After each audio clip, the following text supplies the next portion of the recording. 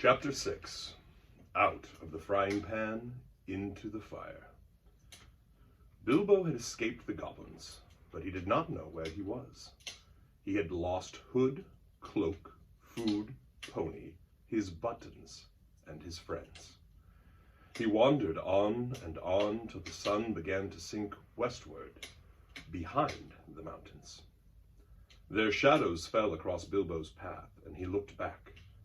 Then he looked forward, and could see before him only ridges and slopes falling towards lowlands and plains glimpsed occasionally between the trees. "Good heavens!" he exclaimed. "I seem to have got right to the other side of the misty mountains, right to the edge of the land beyond. Where, and oh, where can Gandalf and the dwarves have got to? I only hope to goodness they are not still back there in the power of the goblins."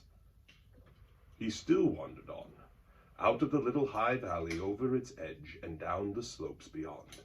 But all the while a very uncomfortable thought was growing inside him. He wondered whether he ought not, now he had the magic ring, to go back into the horrible, horrible tunnels and look for his friends. He had just made up his mind that it was his duty that he must turn back, and very miserable he felt about it, when he heard voices. He stopped and listened. It did not sound like goblins, so he crept forward carefully. He was on a stony path winding downwards with a rocky wall on the left hand. On the other side the ground sloped away, and there were dells below the level of the path, overhung with bushes and low trees. In one of these dells, under the bushes, people were talking. He crept still nearer, and suddenly he saw peering between two big boulders a head with a red hood on it. It was Balin, doing lookout. He could have clapped and shouted for joy, but he did not. He had still got the ring on, for fear of meeting something unexpected and unpleasant, and he saw that Balin was looking straight at him without noticing him. "I will give him a surprise," he thought, as he crawled into the bushes at the edge of the dell. Gandalf was arguing with the dwarves.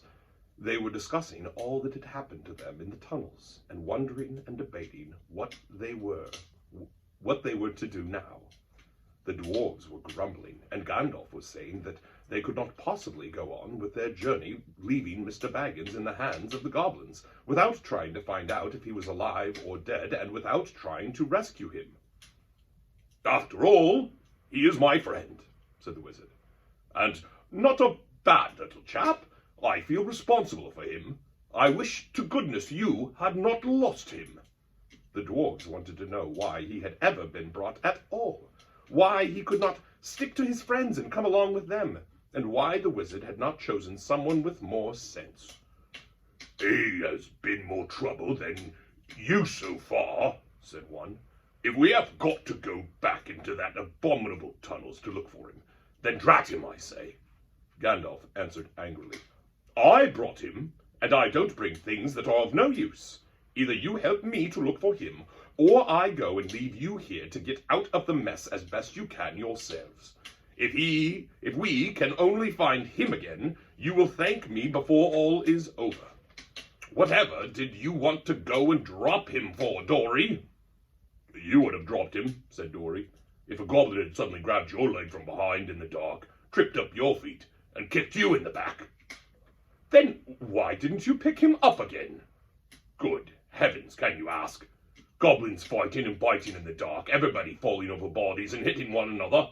You nearly chopped off my head with Glamdring, and Thorin was stabbing here, there, and everywhere with Oakrist. All of a sudden, you gave one of your blinding flashes, and we saw the goblins running back yelping. You shouted, 'Follow me, everybody!' and everybody ought to have followed.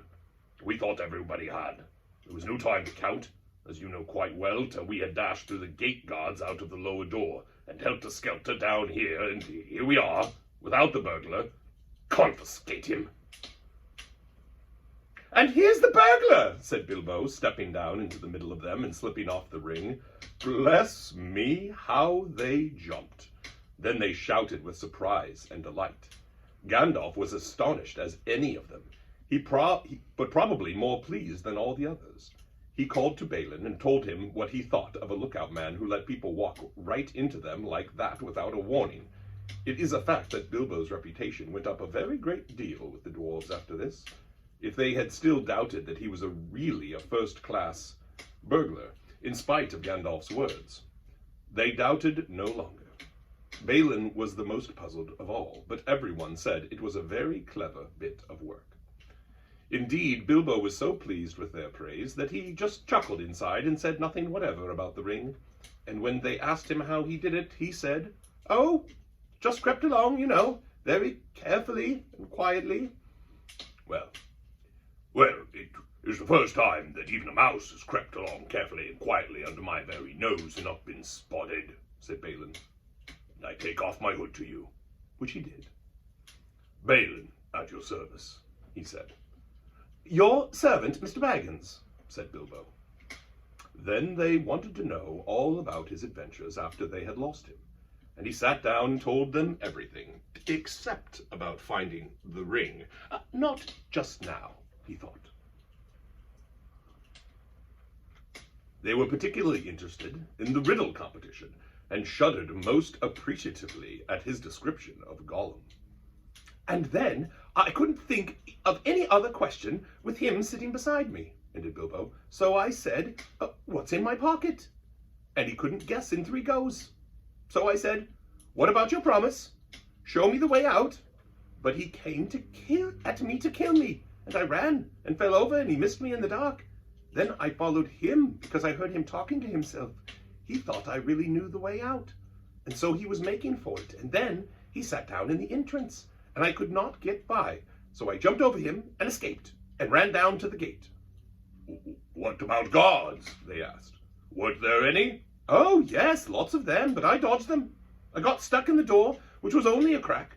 I lost lots of buttons, he said, sadly, looking at his torn clothes. But I squeezed through all right, and here I am. The dwarves looked at him with quite a new respect. When he talked about dodging guards, jumping over Gollum, and squeezing through as if it was not very difficult or very alarming. What did I tell you? Said Gandalf, laughing. Mr. Baggins has more about him than you guess. He gave Bilbo a queer look from under his bushy eyebrows as he said this, and the Hobbit wondered if he guessed at the part of his tale that he had left out. Then he had questions of his own to ask, for if Gandalf had explained it all by now to the dwarves, Bilbo had not heard it. He wanted to know how the wizard had turned up again, and where they had all got to now. The wizard, to tell the truth, never minded explaining his cleverness more than once. So now he had told Bilbo that both he and Elrond had been well aware of the presence of evil goblins in that part of the mountains, but their main gate used to come out on a different pass, one more easy to travel by, so that they often caught people benighted near their gates. Evidently, people had given up going that way, and the goblins must have opened their new entrance at the top of the pass the dwarves had taken quite recently, because it had been found quite safe up to now. I must see if I can't find a more or less decent giant to block it up again, said Gandalf, or soon there will be no getting over the mountains at all. As soon as Gandalf had heard Bilbo's yell, he realized what had happened. In the flash, which killed the goblins that were grabbing him, he had nipped inside the crack just as it snapped to. He followed after the drivers and prisoners right to the edge of the great hall. There he sat down and worked up the best magic he could in the shadows. A very ticklish business it was, he said. Touch and go. But, of course, Gandalf had made a special study of bewitchments with fire and lights. Even the Hobbit had never forgotten the magic fireworks at old Took's Midsummer Eve parties, as you remember. The rest we all know, except that Gandalf knew all about the back door, as the goblins called the lower gate, where Bilbo lost his buttons. As a matter of fact, it was well known to anybody who was acquainted with this part of the mountains, but it took a wizard to keep his head in the tunnels and guide them in the right direction. They made that gate years ago, he said.